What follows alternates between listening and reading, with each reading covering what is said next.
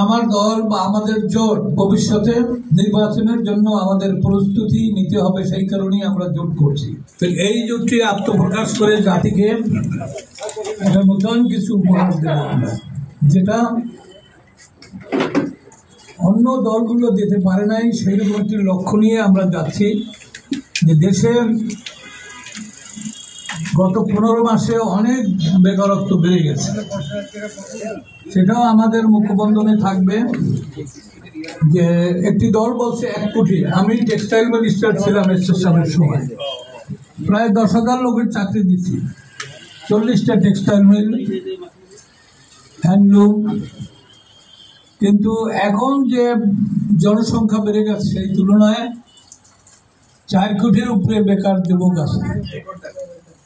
তাদেরকে কমপক্ষে একটি সরকার 2 কোটি বেকারকে চাকরির ব্যবস্থা করতে হবে। সেইটাই হওয়া উচিত আমাদের জোটের।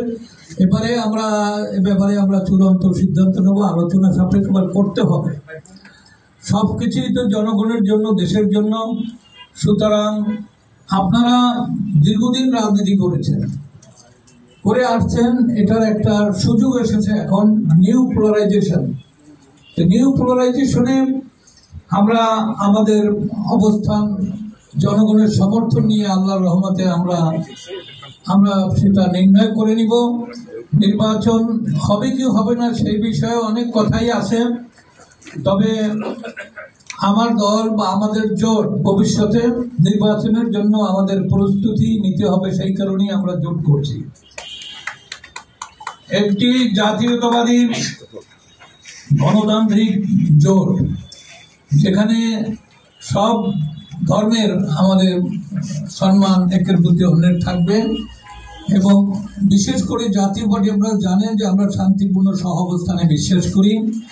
হিংসা, প্রতিহিংসা, জিজ্ঞাসা আমাদের রাজনীতি কখনো ছিল না।